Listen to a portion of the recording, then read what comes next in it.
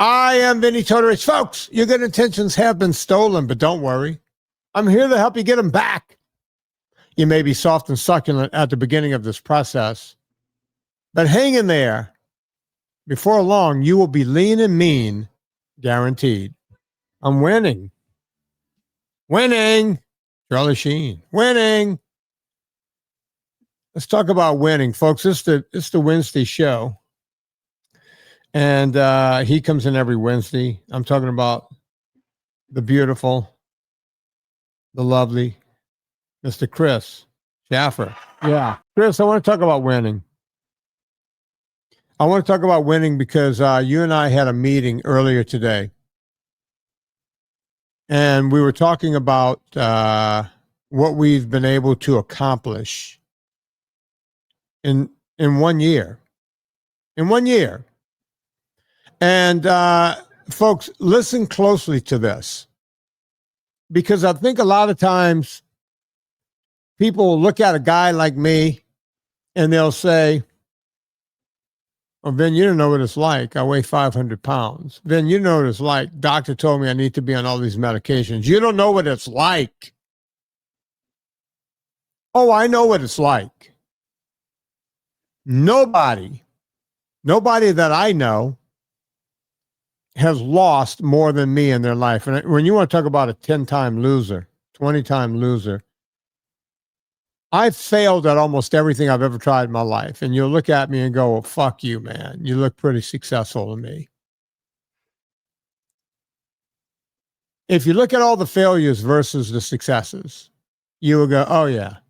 Yeah." And anyone who does succeed in life has an FQ that outranks their winning percentage. What I mean by FQ, their failure quotient.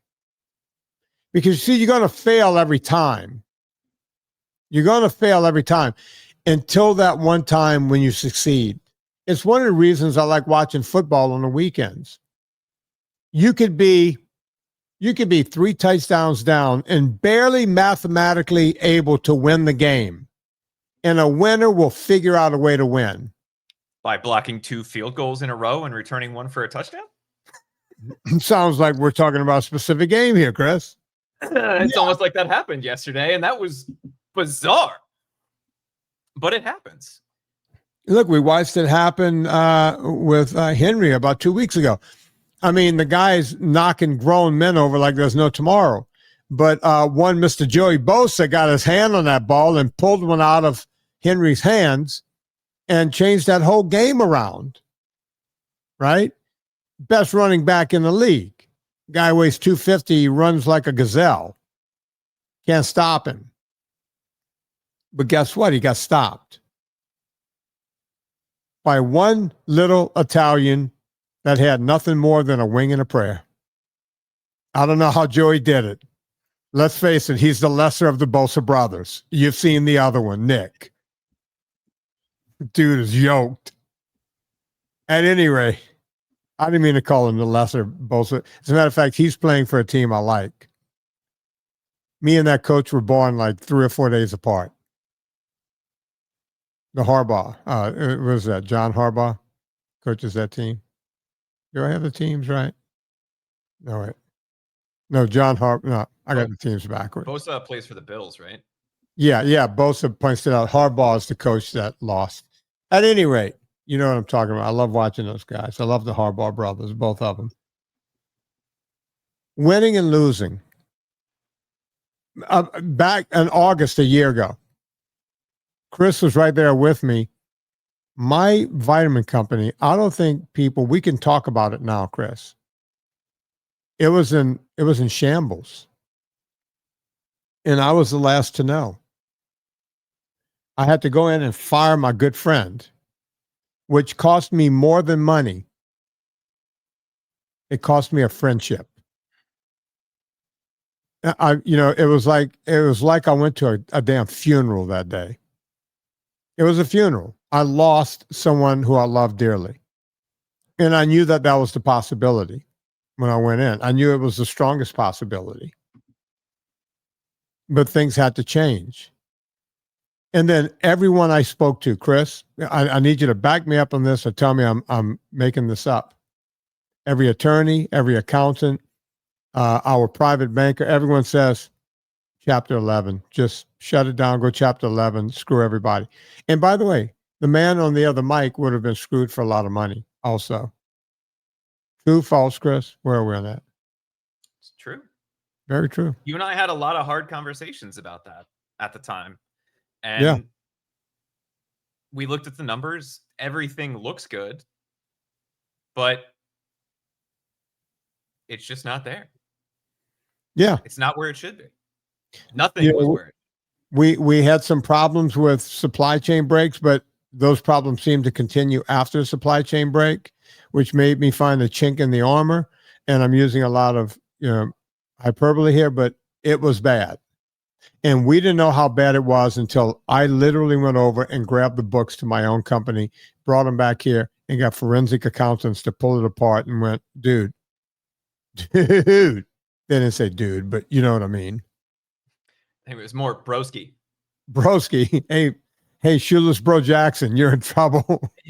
If your accountant is using broski or dude, Yeah.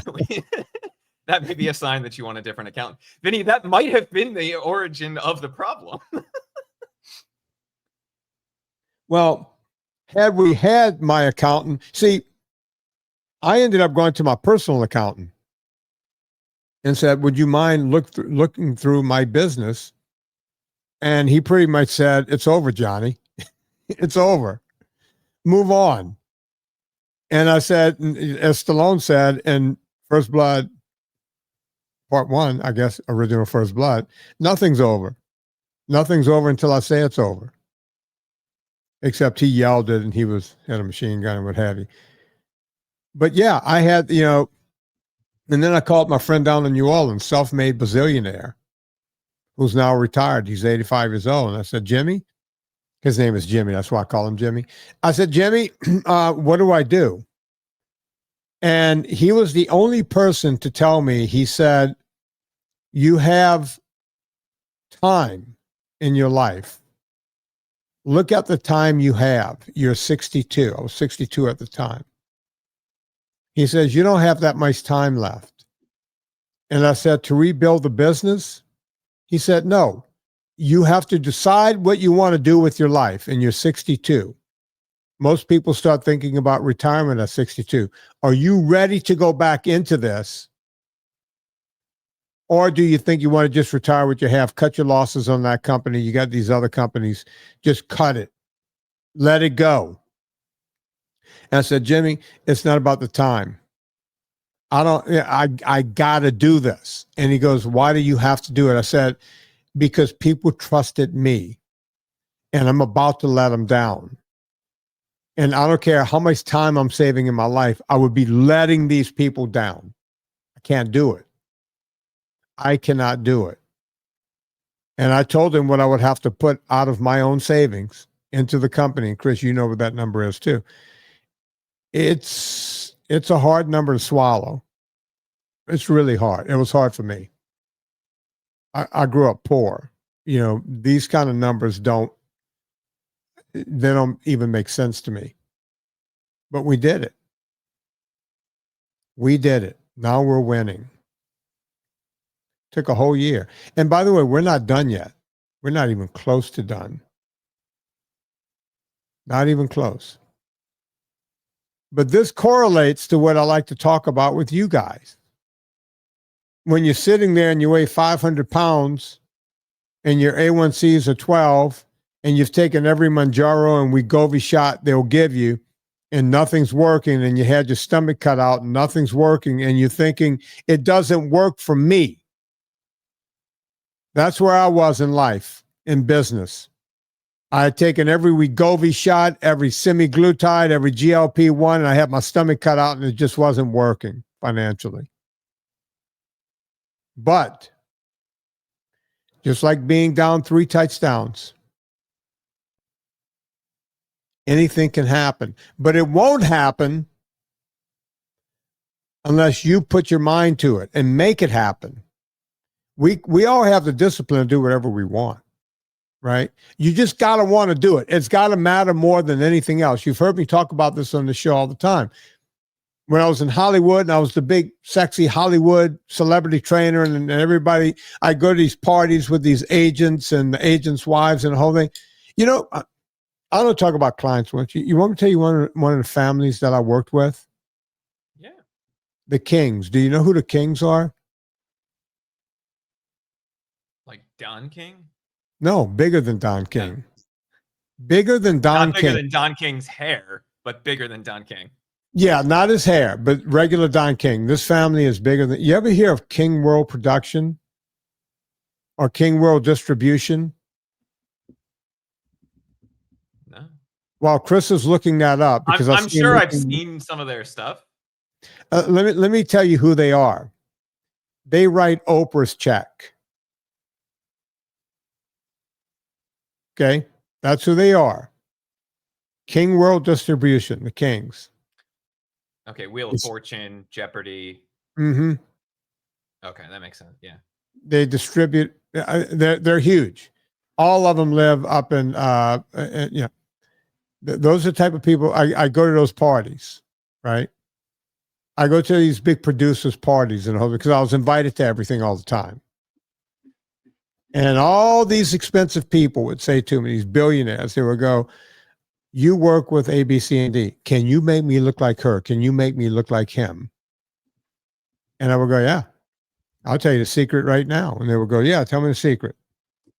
You need to cut out sugars and you need to cut out grains." Oh, I can't do that. I can't do that. Really? Because 5 minutes ago, you said you would do anything. You see? But when you say you're going to do anything, but the people the underlings, the actors that work on your show, they're willing to do anything. They've proven it.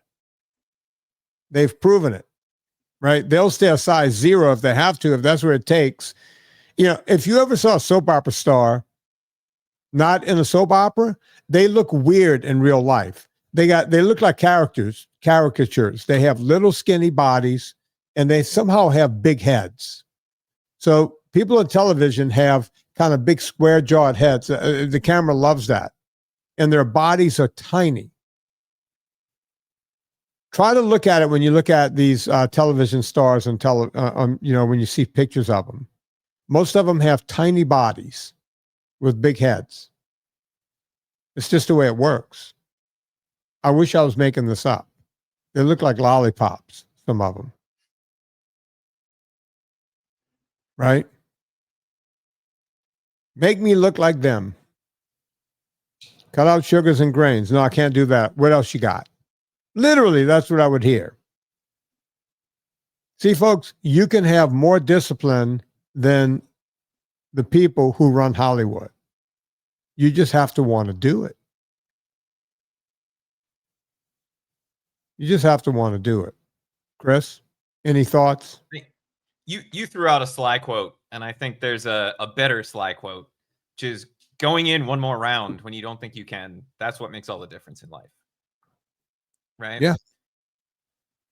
And I think you talked about FQ, and we got to channel the Southern preacher, right? It's not about how you got knocked down. It's how you get back up, right? That's really what it's about.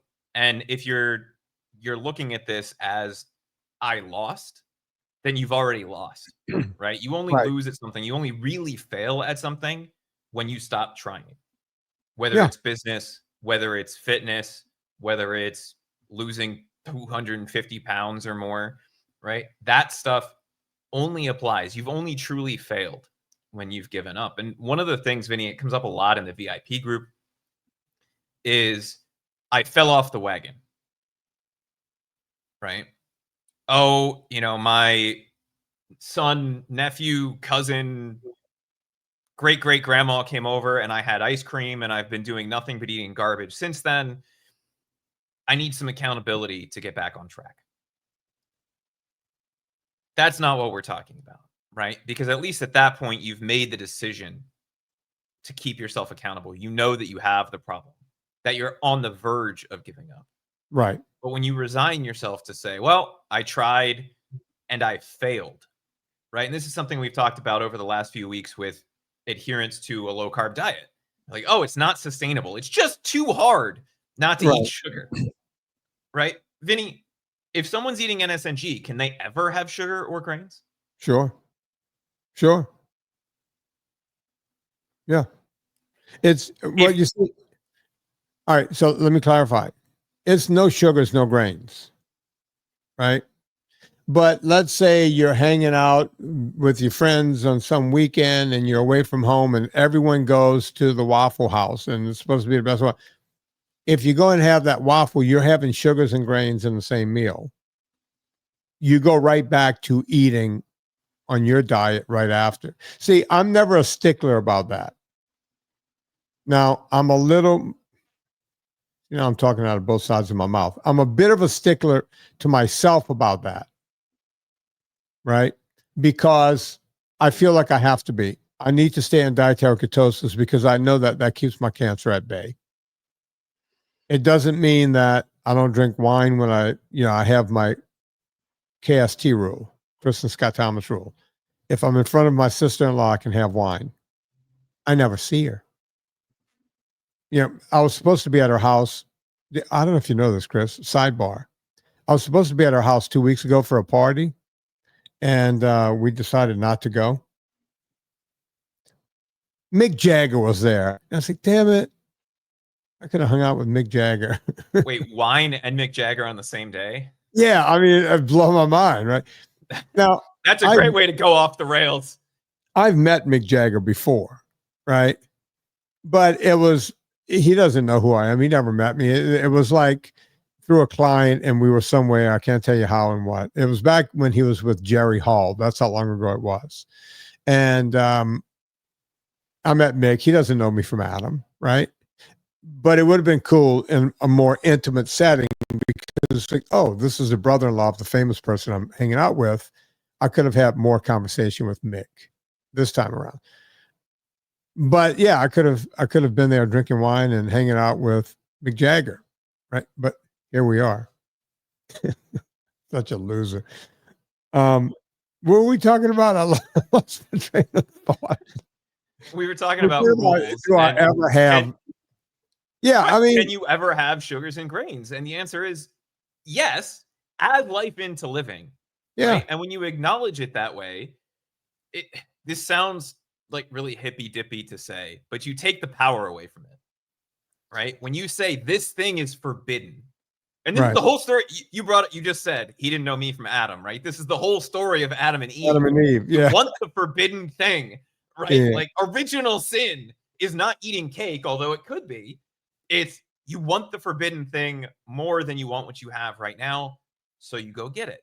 The question is, what happens afterwards? Right? And it's so easy to get down that path because things like sugar are so addictive that it's easier to just say, I had the cake. Guess I might as well eat the pizza too. Right. And you see, I've been doing this for so long, right? And dealing that I can have a piece of pizza or I can have a piece of cake. Now, I got to be honest, months and sometimes years go between those two. I can tell you, I went years without a piece of pizza, and I had a piece of pizza. It was wintertime last winter. I went to visit Tallulah and we went to some Italian joint and I had ossobuco or something like that, but there was pizza, like a pizza margarita or something. I had a slice, right? Before that, it was years. So it's got to be worth it. It's not going to be, hey, let's go down to Pizza Hut and grab a pizza. Is Pizza Hut still around? Is that still a thing? Okay. And you don't know about the show prep, but there's a story about one of their competitors that I think you'll like. So really? Oh yeah. Oh, okay. So yeah, when you're me, you could just do it because and if you think this is me just making this shit up, go read the book I wrote, 12, 13 years ago. I say it in the book. I don't want to live in a world that does not have pistachio ice cream. I'm sorry. Every now and again, there's got to be a little pistachio ice cream in your life.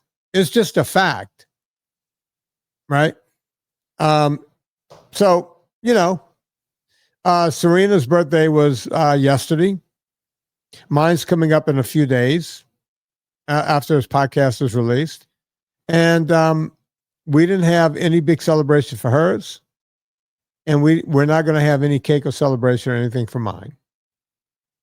But a couple of weeks after that, we're going on our first vacation in forever. And guess what? That's when we're going to do it, right? That's when we're going to celebrate our birthday, because our daughter's going to be there and we could do it. And maybe, just maybe, and look, it almost happened once before, but it could happen this time because we're going to be on an island on a beach. I may finally have my pina colada. Do you know the pina colada story with me, Chris? I do, and I will believe it, Vinny, when I get a text message with a picture of you drinking it. Yeah. Because until then, it's all just talk. For anyone in the audience, it's a well-known thing that my entire life, you know, I didn't drink when I was young. And I used to hear people going, "Oh, give me a pina colada, pina colada, pina colada." And I never had one because I just didn't drink, right? And I started drinking around 35. When I say drinking, I'm not a major drinker. And I would just have a sip of scotch or something. I don't have much alcohol ever. Well, I've always wondered what a pina colada tastes like.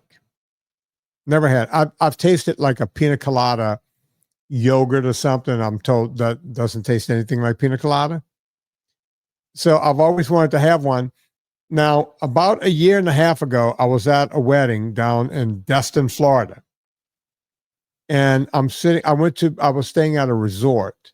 And the resort, they didn't own that part of the beach, but that was their part of the beach. And they would serve the people on that part of the beach if you were staying in their resort. Right. And I know what you're thinking, Vin. You said you're not going on vacation. This was not vacation. This was family shit. That resort was how you stay away from your nutty ass family. Right. That's what that was. So I'm sitting on the beach with Serena and we're watching people pass by and the whole thing.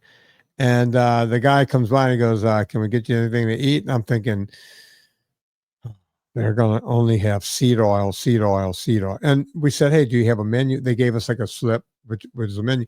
And I looked at it and it's like seed oils everywhere and crap. And everything was just crap. It all looked delectable, but I went, no. And I saw you can order a drink.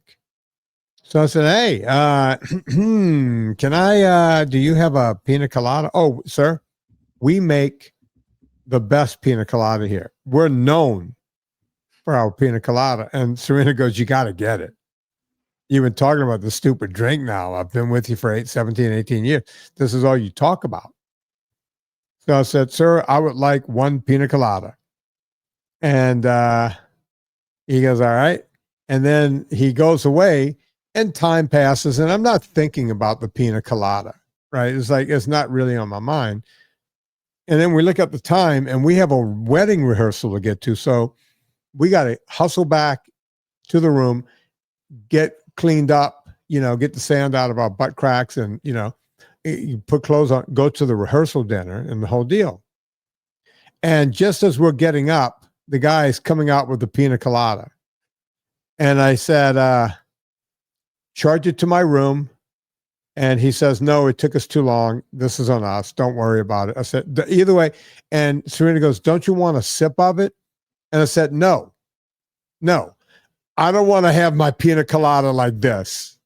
She goes, "Well, you can walk it with you back to the room." I went, "No, I wanted to look at the Gulf of Mexico with America. my pina colada." Huh? I guess at that point it was the Gulf of Mexico. It wasn't the Gulf of America yet. Now, if I went back there, I would be looking at a completely different Gulf. Same water, by the way, same water, but now it's the Gulf of America. Just a different name over top in the distance. Yeah. Yeah. You can still see the oil rigs about a mile and a half out. I guess that's the good reason to call it Gulf of America, because that's what we're doing out there. We're just drilling for oil. Gulf of America, sponsored by Shell. Yeah, Shell and BP and everyone else. Yeah. Because, you know, back in the day when I had a catamaran, back in the 80s, 70s, and 80s, I had a Hobie 16. I was really good at that. I would go until I got to the oil rigs, which is way the F out there. And then I would circle around the rigs and come back. It's about a mile and a half offshore. and a 16-foot catamaran. I think I just figured out how to solve the national debt, by the way. How's that? Why aren't we sponsoring names and locations like NFL stadiums? Right? Ooh, hang Gulf on. of America, sponsored by Shell, or like the Shell Gulf of America, right? Billions of dollars, trillions of dollars right into the treasury. We're done. We're done. Chris We can for solve the president. national debt. Chris for president. Yeah, I'm voting for you, Chris. You got my vote. So, I told the guy, I said, look, Serena goes, just take a gulp. I was like, no, I don't want to gulp. I wanted to sit there and it looked delectable. It was frothy and it looked like it had cream in it and stuff. And I even told the guy, I said, you could charge it to my room and give it to anyone here that wants it. So I think he gave it to someone and it was on them. So it was kind of cool. But yeah, I still haven't had my pina colada. Still haven't had that in about a month. Yeah, I'm going to be at another beach and I'm going to get my pina colada. So, Chris, you said you had something on your mind? We do. We have a few things.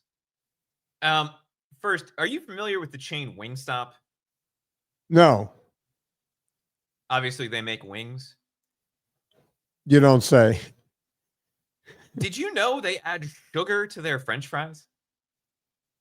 Well, people have often done that in order to get that golden kind of, like that golden look to them.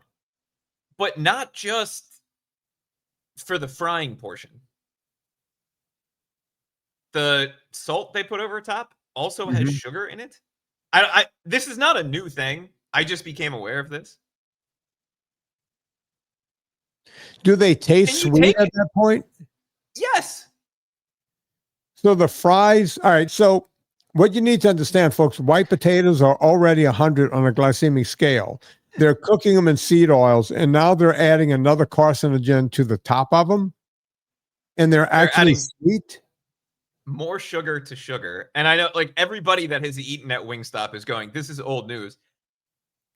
I think the only way you can make a French fry less healthy is by adding sugar to it. And we have now done that. You're not kidding. No. And the reason I found it is because something popped up into my YouTube feed from like 2 or 3 years ago. And it was like, why are Wingstop fries the best in the world or something like that? And I was like, why not? I'm sitting here cooking, making dinner. Now I'm curious. Yeah. And they cover them in salt and sugar. Which I get sweet salty. Right. Right. I get that combination. But just from a pure thought standpoint, who was like, you know what these need? Right? These need some sugar on them. Yeah, these are not delectable enough. I thought I'd throw that out just to see your reaction. I know everyone that is listening to this right now is like, yeah, duh, they've done that forever. But I have never seen that outside of the adding a little bit of sugar before you fry it to get it more browned or whatever, right? Yeah. That was just mind-boggling to me. And I don't know. It was something I needed to share with you, Vinny. But I know people who listened to last week's show are feeling a little bit short-shrifted because we started talking about those 5 exercises or the five key muscle zones, and we only did 3 of them. So I wanted to run through the next 2 for you really fast. Okay. So we talked about the power zone, which was your glutes and your hamstrings, the posture zone, and the core and obliques with that Palloff press, right? That cross body pull. Mm-hmm.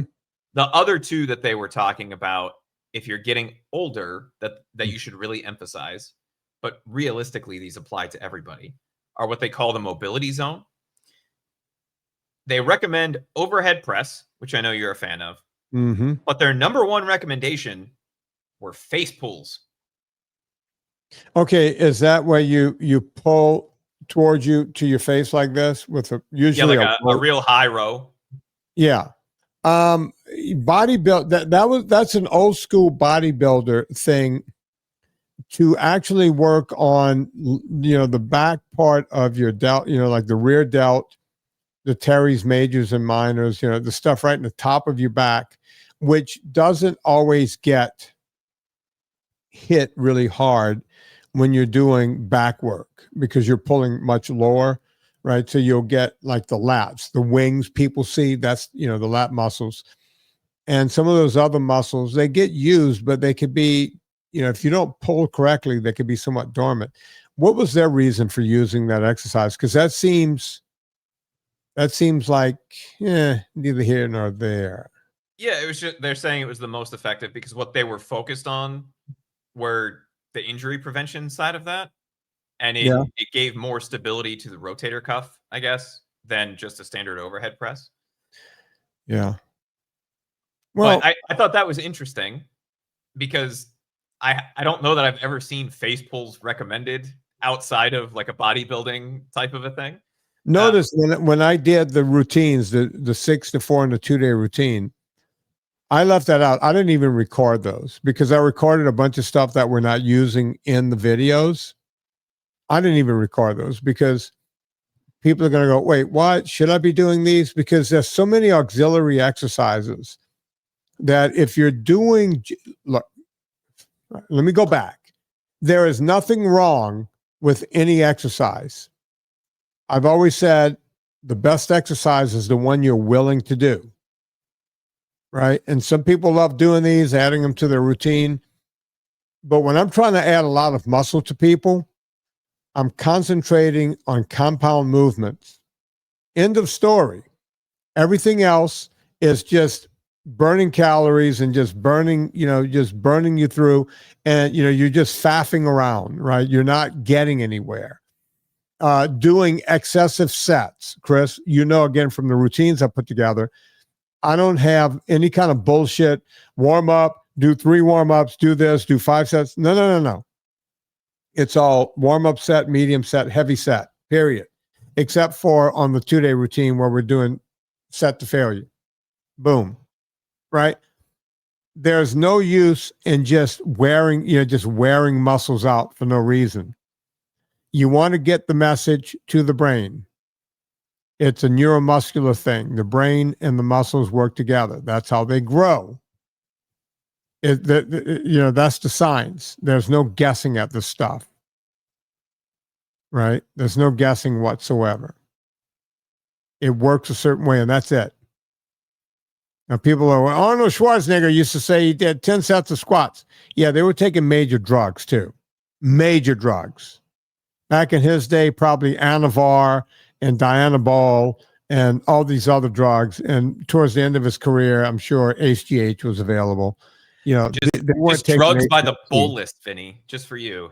Yeah, they were bolusing up, right? I mean, look, back in their day, they would rip up by taking something called it was not Carnivore. They would take gonadotropin, which was derived from the urine of a pregnant mare. I kid you not. And back in the 70s, when women went to get the shot, the diet shot from the doctors, and this might sound draconian, but there were women that, get this. If they went from 120 or 125, their normal weight, to like 130, 135, they would go to the doctor, and some doctors would tell them, well, start smoking, because smoking is, you have something to do and you're not going to. I'm not kidding. Talk to women from the 60s and 70s. Doctor told me to smoke to cut down on eating in between meals. Other doctors would give you the shot. It was gonadotropin. It was the urine of a pregnant mare. That's how they got women thin. I am not making this up. Look it up. I'm right. Now, go on. I'm curious what we'll look back on now beyond the obvious thing of like Wegovy, Bonjaro, which we're already seeing the side effects of. I'm just curious what else we're going to look back on in 15 years. Oh, we're going to look at, look, I said this a few years ago when everybody was buying an electric car and started taking a shot. I said, we're going to look at both of those things and go, what the fuck were we doing? And when people say, Vinny, stay in your lane, you don't know anything about electric cars. Really? How's an electric car better than a combustion engine right now? Explain that to me. I'll give you all the time you need. If I get in my antiquated 4Runner and you got in your fill in the blank, your BMW electric car, your Audi electric car, your Lucid, who else? Elon's car, the Tesla. Get in any of those electric cars. And the only rule is, let's go from Virginia to Florida, about 1,000 miles. The only rule is we have to drive the speed limit the whole way, not 1 mile over. Let's see who gets there first. And let's see how long it takes for the second place person to come in. It may be a day later. That's how far behind the electric car is. Hey, Chris, am I wrong about this? Because an electric car, if you go 1,000 miles, an electric car, they say they're good for 200 some odd miles. But that's bullshit. Because I was borrowing a very expensive Audi when I was in LA. And when I would take off in the morning, it said, you have 220 miles until you need to do this again. I drove from Calabasas to Mike Rowe's studio, which was about 25 miles. And it told me I had about 120 miles left. After I went 25 miles. How? Well, I wasn't goosing it. So I need to know, are you looking up? So if I go 1,000 miles. I just looked. So the Tesla, and I know because I have a couple of friends that have them, their range estimate tends to be a little bit better. So they're saying 250 to 300 for the standard Model 3. The extended range is about 4. Okay. So let's take the one that it says go 300 miles. Can it go 300 miles in one charge? Do you think it could go that far? Because what I saw when I used an electric car, you can't get anywhere near that. Call it 250, right? Okay, so you have to stop 4 times. So, all right. Well, you start on a full tank, right? You start on the full thing of, all right. So you go 250. So that's 1 stop. You go 500. That's 2 stops. You go 750. That's 3 stops. So you got to do 3 stops. Okay. My car, I know this for a fact. When I leave here on the full tank to go to Louisiana, which is about 1,050 miles, I have to stop twice. Because even though it tells me that my range is 2 something or almost 300, it goes to about 350 when I fill it, when I goose it up. So I'll leave here and I have to stop twice and I'm there. And when I have to stop, my stops are about 12 minutes. Let's call it 15 minutes. Okay. How long does it take when an electric car is completely out to get a full charge on it again?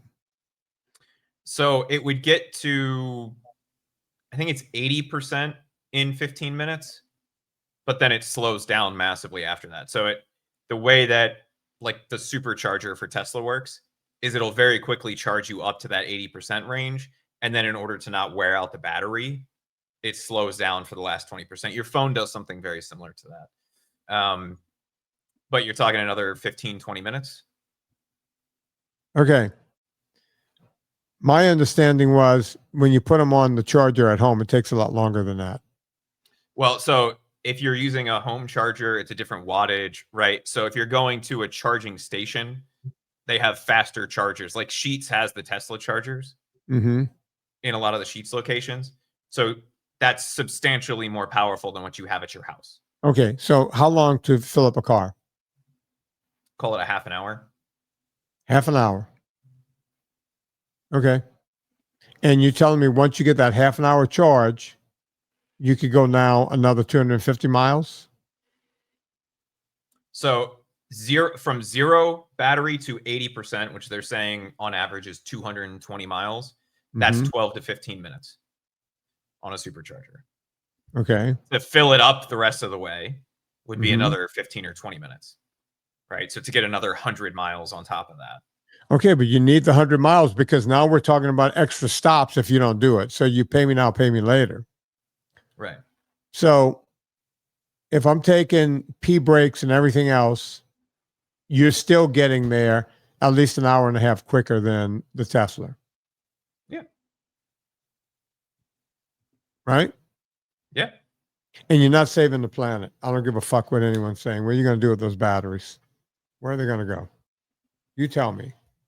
But yeah, we're going to look back at the electric car. We're going to look back at GLP-1s and we're going to laugh. We're going to, what the hell were we? This is the most draconian thought we've ever had. But people are, we're going down that drug road and we're going to keep going down that drug road. And it's not good. It'll be interesting. Vinny, the last group that they were talking about is one that I know is near and dear to your heart. It's what they called the grip zone. And they were suggesting one of my favorites and one of the most overlooked things you can do, your farmer carries. Yeah, I see guys at the gym doing it. I do it in the yard sometimes. I have a trap bar. You know, the trap, people use it for deadlifts and what have you. Yeah. I have a trap. My trap bar weighs probably 75 pounds by itself. It's one of those big, giant rogue trap bars. And I keep it in the garage. It's not in my gym here. It used to be in my gym. I keep it in the garage. And then I'll farmer carry a couple of 45s out there, throw them on the end, and then walk around the yard with it. Right? Great exercise, great for grip, great for everything else. They talk about grip and age and the whole thing. And they said, a guy my age should be able to hang for like a minute or 75 seconds or whatever. So I went, wait a minute. I wonder how long I can hang. So I did it. I wanted to see. And when I got to like 2.5 minutes, I went, all right, it is enough. And I think I went another 15 or 20 seconds because I put it on the clock. And I went, okay, I'm going to be at 3 minutes soon. So yeah, I think I'm good for not dying anytime soon with the grip. Yeah. Because that's so overall, Vinny, not a terrible recommendation for once, right? They're talking about deadlifts. Again, probably not something that I would recommend for somebody just starting. Nope. But the hip thrusts, that kind of stuff, great way to start the routine. Yep. Lawnmower pulls or bent over rows. Nice. The cross body pull, overhead press, and farmer carries, or just a dead hang, which is what you were just talking about. Yeah. Again, folks, great way to get started. Anything and everything you can do. Push-ups. They didn't mention push-ups, did they? They mentioned shoulder press. They did not mention push-ups. Yeah, I'm always wondering because push-ups, I mean, you want to talk about you got to keep your core tight. You got to do everything. Push-ups are a great exercise. So it's funny that you bring that up. I got to see if I can find it now. It's one of the ones that's in the show prep, which again, you did not know. But it was the most overlooked exercise. Push-ups? Push-ups. Huh. Look at me. Why is that, Vinny? I don't know. I don't know. I still do them. Sometimes, like if I'm watching, I'm not kidding about this, folks. I know you're going to think he's making this up. He's got to be making this up. If I'm watching television, right now it's football season, so I'm watching more television than usual. Like Sunday, I'll get sucked into games. At halftime or in between games, when I get up to go upstairs to grab something to drink, some water, what have you, some Pellegrino, I'll pop down on the floor because I keep a yoga mat on the floor in my office. I'll pop down onto a yoga mat and, pop out some push-ups. It's something I've always done. Don't know why, but I'll do it. As a matter of fact, you know what else I'm going to do, Chris? You got me motivated now. I have a dip bar too over here. I'm going to start doing dips. I'm going to interchange between dips and push-ups. Okay, you can't say that in the context of football without clarifying. You're not talking about changing up what you're dipping your football food in. You're talking about doing actual dips. Right? Yeah, doing an actual dip exercise. I'm going to set up my dip contraption because it goes onto my rack. Rack. See what I did? So I'm going to add the dips to the rack and then I can do dips. I don't know why it came down. It was up there. I must have taken it down for some reason. I know why, because I was working on the train over there and the dip bars were getting in the way, and I kept ramming my hips into it. But I'll put it back up. I'll get back into dips again because I do them at the gym in town. But you don't need to go there to do it. You can just do it as part of your routine. Chris, when you think about it, if I never touch a weight in my own gym, if I just did pull-ups to failure, dips to failure,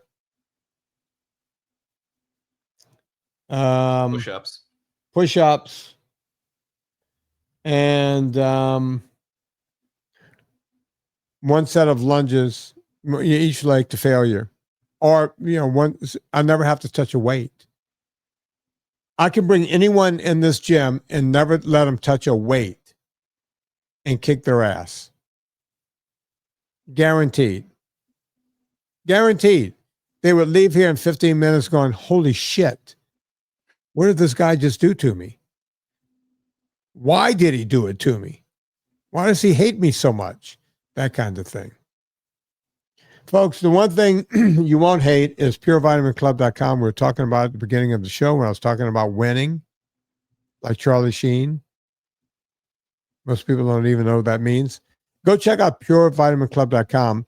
And when you're there on the same site, you'll find purecoffeeclub.com. Go check them both out.